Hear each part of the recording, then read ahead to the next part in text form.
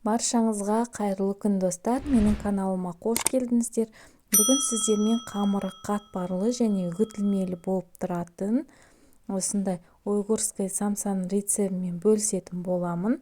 Сондықтан видеоны соңына дейін қарап, қоңырауша белгісін басуды ұмытпаңыздар. Алдымен қамырын дайындаймыз. Таза ыдысымызға 100 грамм қаймақ саламыз.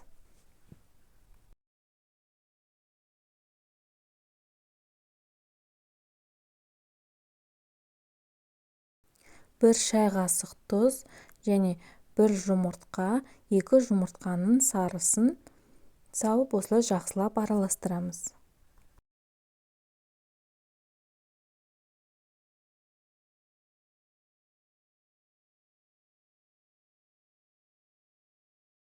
Кейін електен өткізілген ұнға тоңазытқыштан шыққан осы майды салып, осылай крошка дайындаймыз. Сонда жаңағы дайындаған сұйықтықты құйып, қамыр елейміз. Басында қамырымыз бірікпеуі мүмкін, содан кейін соңында бірігеді. Пластилин сияқты жұмсақ қамыр дайын болады. Кейін иі қану үшін 10 минуттай тындырамыз.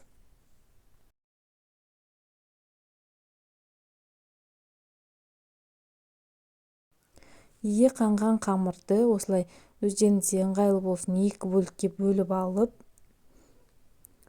ұн сеуіп, оқтаудың көмегімен жұқа етіп жаямыз.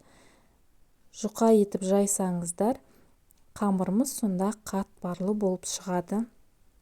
Осылай жұқа етіп жайып, бетіне еріген сары май жағамыз. Сары майдың майлылығы 60%-дан жоғары болуы тиіс.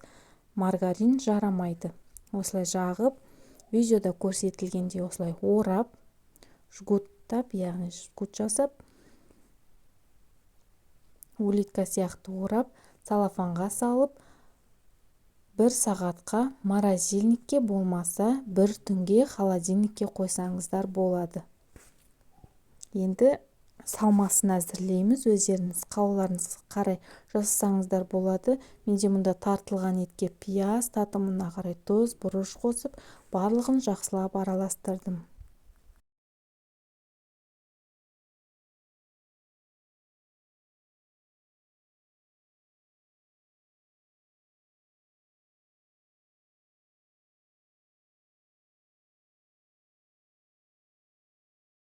Кейін осы қамырымызды алып, осылай видеода көрсетілгендей кесіп,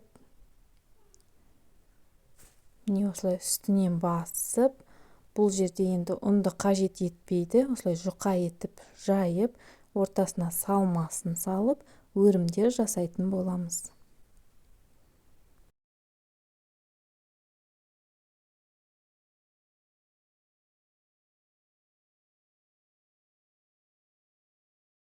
Осылай видеодағыдай біріне-бірін қосып, ақырындап шетін тарта отыра, осылай өрімдер жасаймыз. Басында бірден шықпауы мүмкін, кейін жасай-жасай қолдарыңыз үйреніп кетеді. Тағы да бір көрсетемін. Осылай салмасын саламыз, бір-біріне осылай жабыстырамыз. Кейін бір шетінен тарта отыра өрім жасаймыз.